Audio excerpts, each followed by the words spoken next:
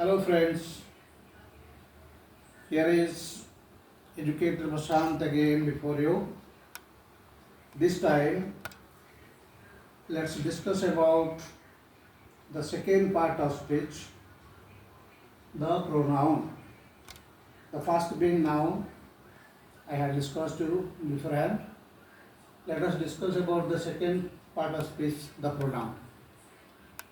In this connection, I have given you 9 types of pronouns.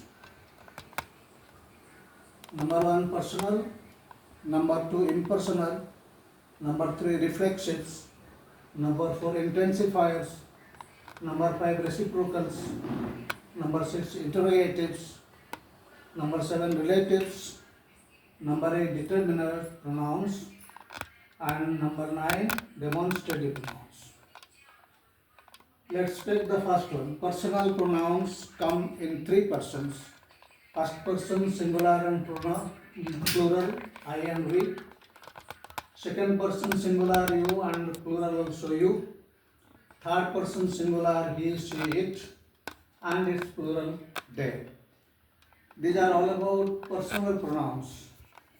They come in 5 different forms, and that I shall discuss you in a later date. Number 2 is impersonal pronoun. Out of these personal pronouns, it and they sometimes work impersonally. When we don't specify a person or a group of persons, at that time these two work as impersonal pronouns. When we say, they say Sage was living here, it is said that a war was fought in this place. Here it and they do not refer to specific people. That's why these two can be called impersonal pronoun then. And then one can do his one can do one's own duty.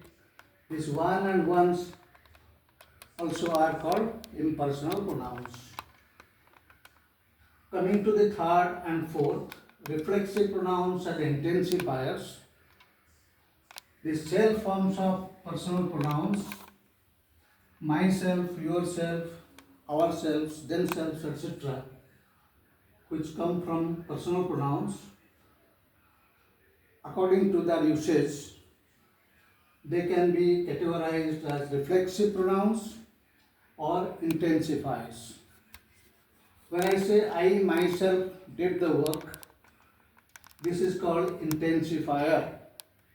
Just after pronoun, when I shall use myself, you, yourself, they, themselves, there it is called intensifier. But when I use this self form as a predicative towards the end of the sentence, he did the work himself, they did the work themselves. In this case, these are called reflexives. Even if the form is same, according to application and usage, they can be termed as intensifiers or reflexives. Coming to fifth one, reciprocals. There are only 2 reciprocals, one another and each other. When 2 persons are involved in a conversation, when you say, 2 children are talking with one another, many children are throwing balls to one another, 2 children are throwing balls at each other, 2 are throwing to each other, and many are throwing to one another. These one, each other and one another are called reciprocals. Then interrogative pronouns. Who, whom, whose, what, which. These are interrogative pronouns because when I say, what are you doing, what works of subject, and subject work can be done by either noun or pronoun. Before verb, when this is working as subject, then this is pronoun. Who are you? whom is the book given. These are called interrogative pronouns because they are used to frame questions or interrogations. But when these other type is when, where, how also are used for question making, but they are originally adverbs. They are called interrogative adverbs, not pronouns. Then, so I have added this when, where, how for interrogative purposes. They can frame questions, but these are different types. When, where, etc. are called interrogative adverbs, but these are called interrogative pronouns. Then relatives. The same words who, whom, whose, when, where, and how, etc. all these combined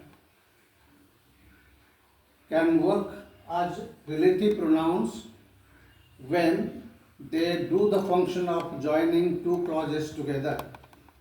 The man who is going, the question that you asked, the place where you were sitting, these when, where, how, etc. are working as connectors to join two clauses, and in such places they are called relative pronouns. But basically they are interrogative words, but they work here as relative pronouns. Then determiner pronouns. Words like many, some, enough, and in the box this, that, these, those. I have kept these in boxes in a separate box because they can do the work of demonstrative pronouns. They are also sometimes called demonstrative pronouns because they are used to demonstrate the object at a far place or at a nearer place. So when we say determiner pronoun, these sorts of words are basically determiners. Many books are, some books are. In this case they are determiners, many, some. But when they are used in many are sitting, some are sitting, this many and some when used independently before a word to do the work of subject, then they are pronouns and they are called determiner pronouns because they are original determiners working as pronouns here. In this group, these, that, these, those also are called determiner pronouns, but we can term them as demonstrative pronouns. This is a book, that is a book, these are pronouns. But this book, that book, when you say, these are determiners. When I say this is a book, that is a book, then they are demonstrating nearer or farther objects, therefore they are called demonstrative pronouns. This is all about 9 types of pronouns that we make use of. That's all for today. Thank you.